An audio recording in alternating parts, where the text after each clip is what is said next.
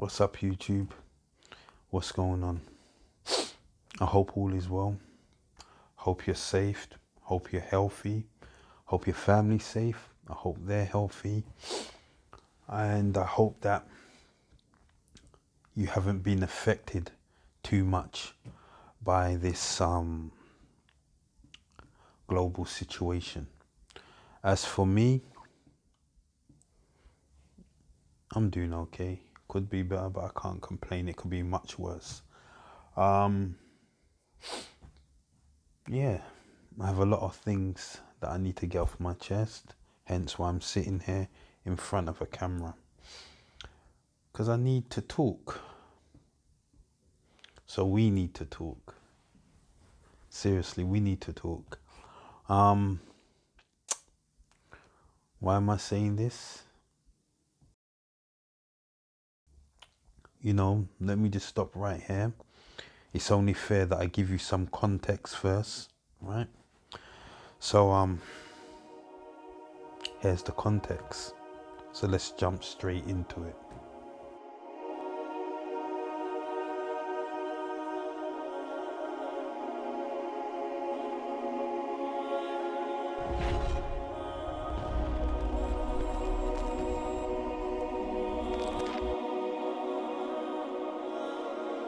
Hi guys, I welcome you back. I'm Shahid Sunna from Affinity Discussions, and today I want to be talking to you about the economy, because I'm not sure if you're aware that across the UK it is said that there's been or there is over 234,400 businesses that are estimated to have shut down and closed their doors permanently due to this global pandemic.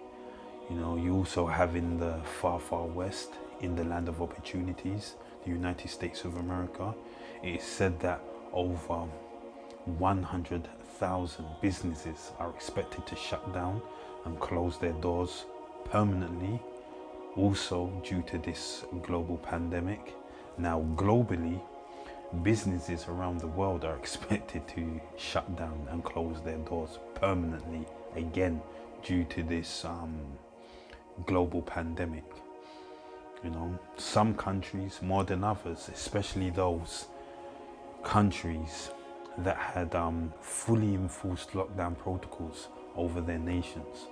These are the countries that will be suffering the most, unfortunately. Here's some more context. Let's talk about businesses that we have come to know and love. Here in the UK, businesses such as the sandwich bar Pret had to close 30 of its branches permanently and had to let go of at least 1,000 of its employees. How about high-end department stores like John Lewis, who is said to be in the process of shutting down 8 of its stores, resulting in 1,300 job losses. Then we have health and beauty retailer and pharmacy, Boots. It has been said that they will be closing 48 of its stores around the UK and also making plans to reduce its workforce by 4,000 job losses. What about the British multinational retailing company, Arcadia Group, who owns Burton's, Dorothy Perkins, Evans, Miss Selfridges, Topman, Topshop? They're finding themselves in the hottest part of the frying pan right now. Having to close at least 50 of their stores, resulting in another 1,000 job losses. That's absolutely crazy. Now let's look at another British multinational retailing company, a company that has seen more days than a calendar and has been around before the time of television and has been around for more than 200 years. We're talking about Debenhams. Now before I start, let's be honest here. Debenhams has been struggling for quite some time now. It wasn't always clear sailings and sunshines and rainbows before this global crisis.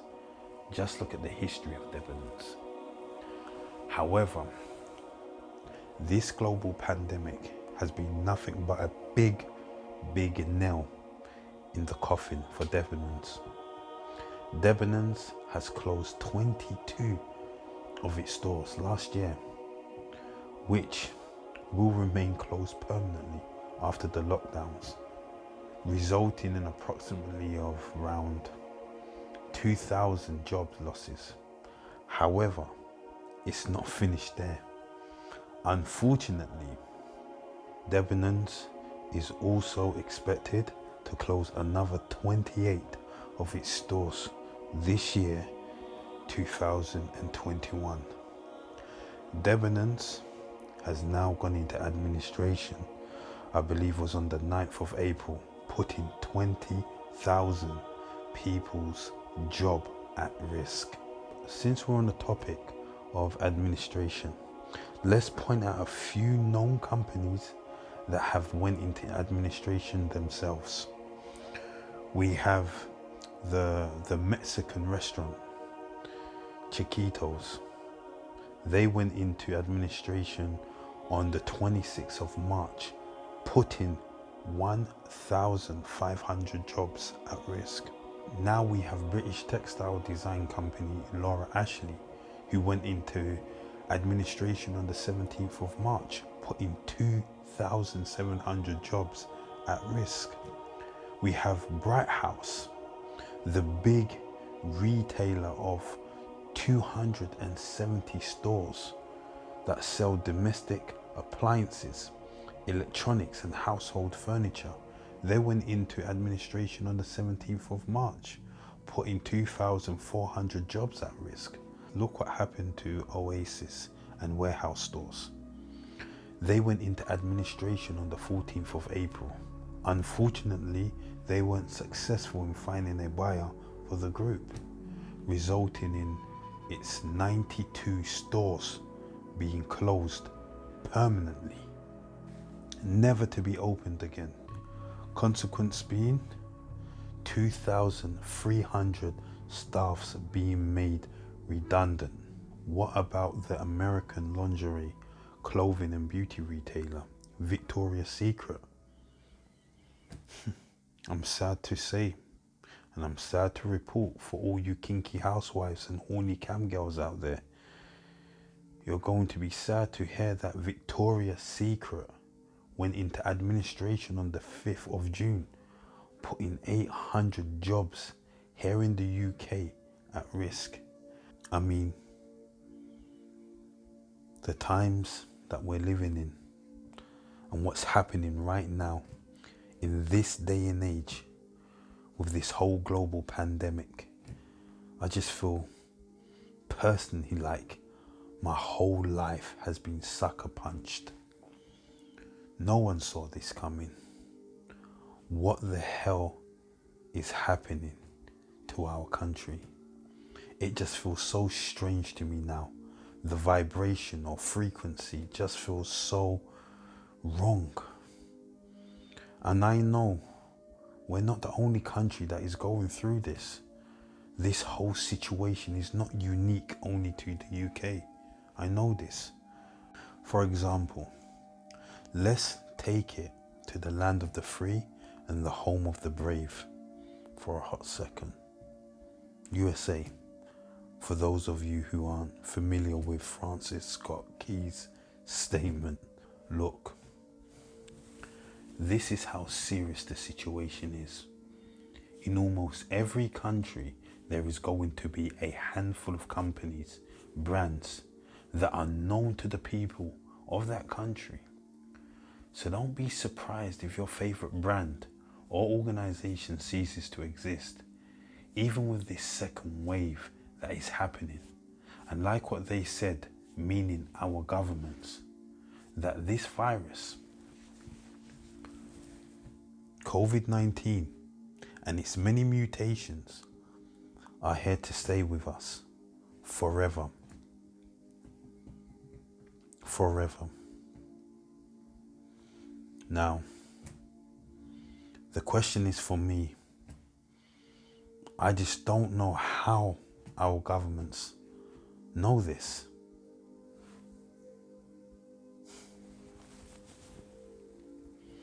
but they seem to do. And it's all going to happen, especially in the flu season, right? So what I'm trying to say is, it's not over yet. So strap on your seatbelts and be well informed and warned. No scaremongering tactics here. There is absolutely no benefit in it for me to do such a thing. I'm not the mainstream media. I say this because there is going to be a lot of victims, a lot of casualties, including more companies. Some of the victims may be from among our favorite brands. However, bear in mind that a lot of well-known organizations will be going into administration or liquidation. A lot are going to suffer on this road to 2021. You will see. The economy is never ever going to be the same again. That being said, let's look at America's oldest luxury department store, Lord and Taylor. They're now finding themselves in deep waters, being forced to initiate liquidation sales at 19 stores in 10 different states within America as it filed for bankruptcy. These are hard times indeed. Let's look at another organization like Gold's Gym, a fitness empire spanning over 700 gyms globally, now filed for bankruptcy on the 4th of May. JCPenney, the same thing. CEC Entertainment, you know, Chuck E. Cheese, the dining bar, restaurant, which has over 700 outlets and 120 pizza restaurants. I was forced to say that slow, as that was too much of a challenge for my tongue. They filed for bankruptcy on the 24th of June last year. The car rental company, the Hertz Corporation, which has a colossal 10,000 branches operating in over 150 different countries and a workforce of approximately 38,000 employees, have now filed for bankruptcy on the 22nd of May.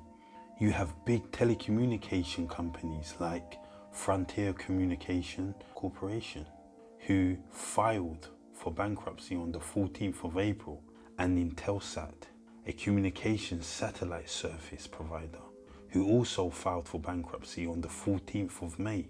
Let's look at another industry, like the gas and petroleum business. For a moment, companies like McDermott International and Whiting Petroleum Corporation both have filed for bankruptcy in the first half of this year. People, I mean, the list just goes on. This is happening all around the world, from small to big companies filing for bankruptcy. You see, I think, if I'm being honest here, this second wave of COVID-19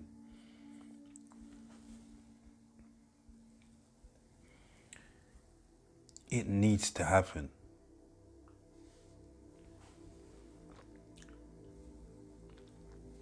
I repeat, it needs to happen, as there is too much political benefits and monetary gains to be acquired. Those businesses who are just about hanging on by a shoelace, I fear the worst for them. I fear the worst for them. Here in the UK, let's talk about employment. Here in the UK, over 660,000 people have lost their jobs due to businesses or companies having to make cutbacks or simply file for bankrupt due to this global pandemic. In the USA, it is said over 46 million people, 46 million people have lost their jobs due to businesses or big companies having to make cutbacks or simply file for bankruptcy due to this global pandemic. That's approximately 70% of the population of the UK. I repeat, that is 70% of the population of the UK. That's crazy. Just imagine 70% of the UK being on benefits or unemployed. I can just imagine what the unemployment rate is going to be like when the extension of the furlough scheme comes to an end this year, March.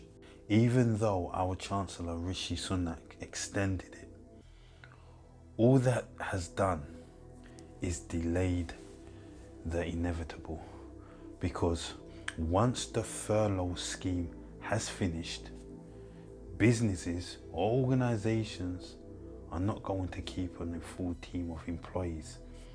It just doesn't make any sense.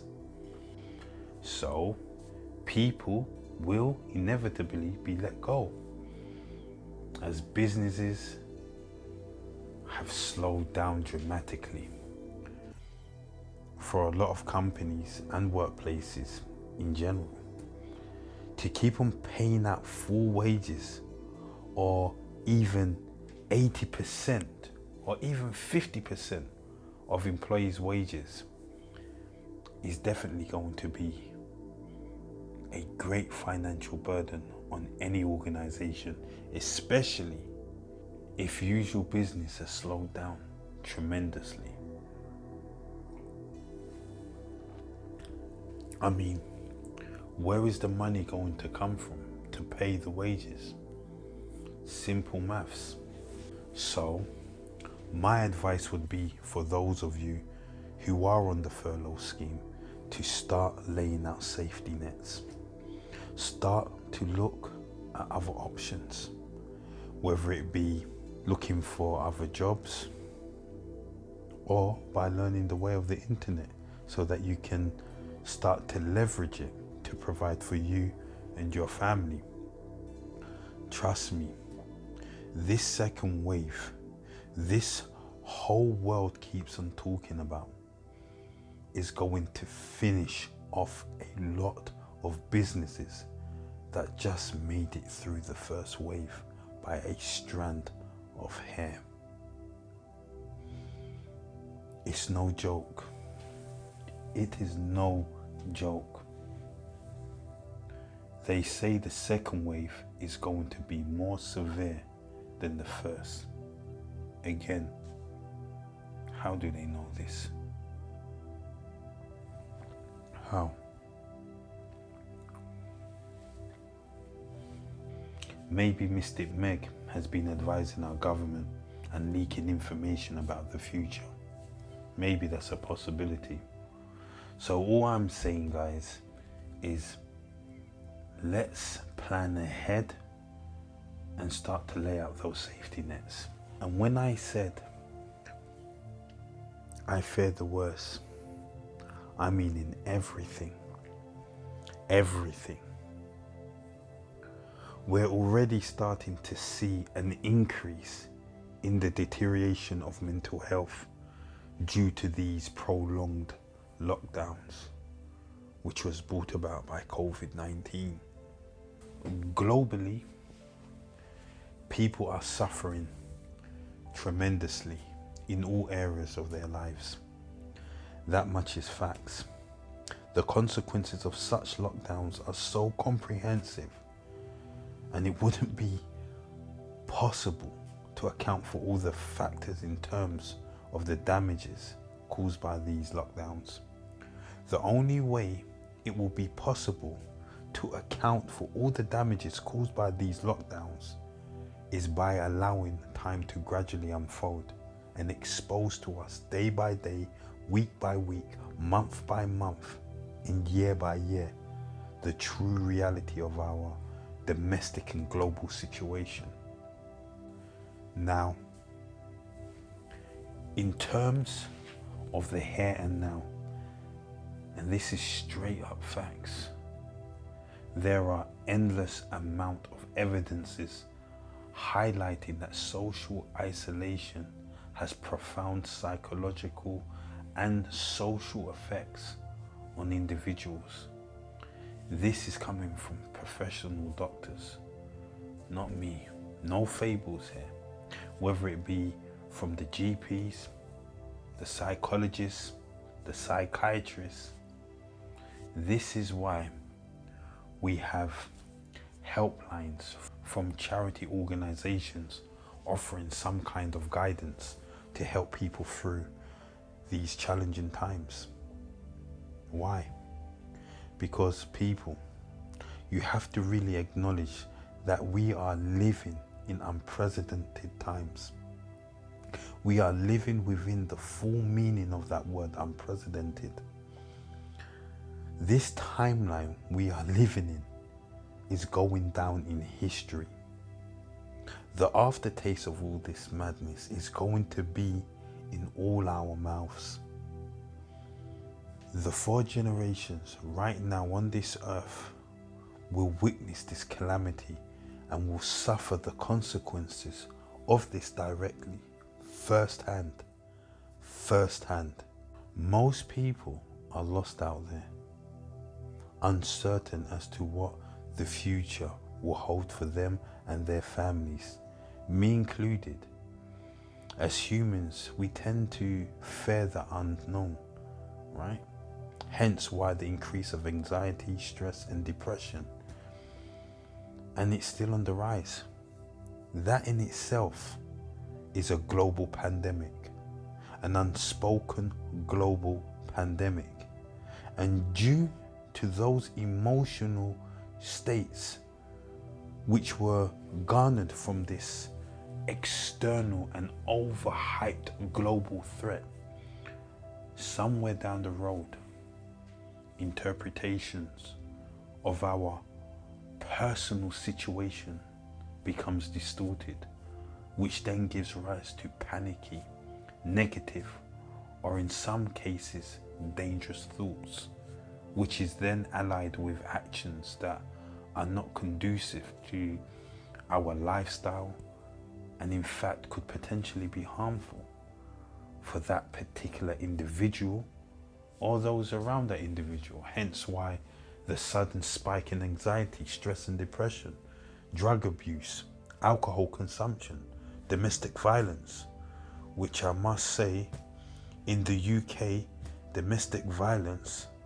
has risen, I believe, by 66%. That's crazy. And I must add this is not just unique or exclusive only to the UK. This is happening globally.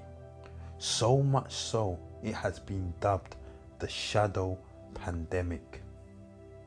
Divorces are also on the rise. Suicides are definitely on the rise, which could be for a number of reasons, ranging from losing homes, relationships, jobs, and owned businesses, to being a person who suffers from chronic depression prior to this global threat, or a person having a long history of being mentally unstable, or maybe due to financial difficulties. I mean, there are a lot of reasons why people's minds finally give way. And these stretched out global lockdowns are not helping.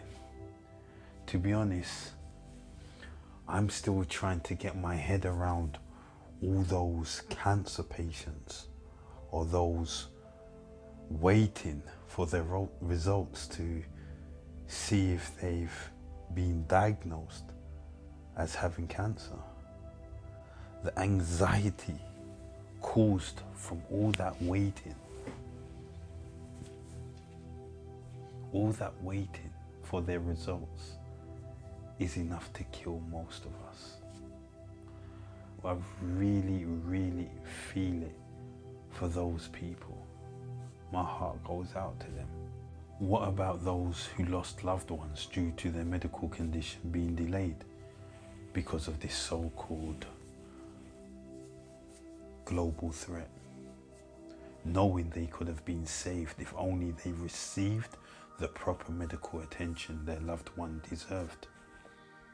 I can't begin to imagine the psychological scars left upon those families.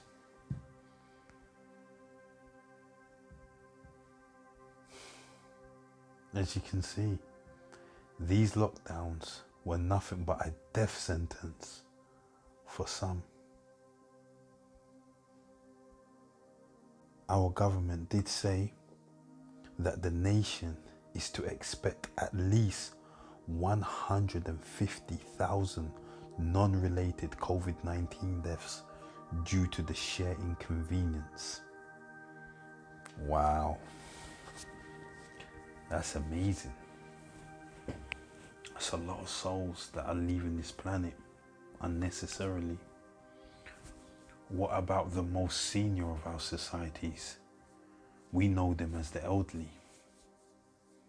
What are their sentiments in regards to how our government has neglected and failed them? This reminds me of my encounter I had the other day, say about a month ago. I was walking through some residential areas, as you do, and as I was walking past a house with a man sitting in the front garden of his house, catching some fresh air, I thought nothing of it. But as I passed by this man, he said, "Sorry to bother you, young man." He thinks I'm young. But he asked me, "Are you Jamaican?" In my head, I was like, what? I started to think to myself, why is he asking me that? Because I am Jamaican. And what made him ask me if I was Jamaican and not from one of the African countries? I mean, people have always tried to guess my ethnicity, and 99.9% of the time, they're wrong. I've had people ask me, am I from this African country or that African country? I mean, people have tried to link my ethnicity to most of the countries within the African continent, but never, ever Jamaica. Not that it bothers me, because we're all from Africa. Yes, even you, the viewer watching me now. But I just thought it was quite peculiar, to say the least. I've digressed. Anyways, back to the gentleman that asked me that question, am I Jamaican? I said yes, suspiciously, of course. He then started to tell me things about the furniture inside his house. How does this relate to his question? I couldn't tell you. He was telling me how he wants to do a clear out and move a few things around, but was having trouble doing so. You see, he was bounded to a wheelchair. So in my head, I started to think maybe he's going to ask me if I could help him, as there might not be anyone there to assist him. So at this point, as he continues to tell me more about his furniture, simultaneously, I'm mentally and physically preparing myself to help.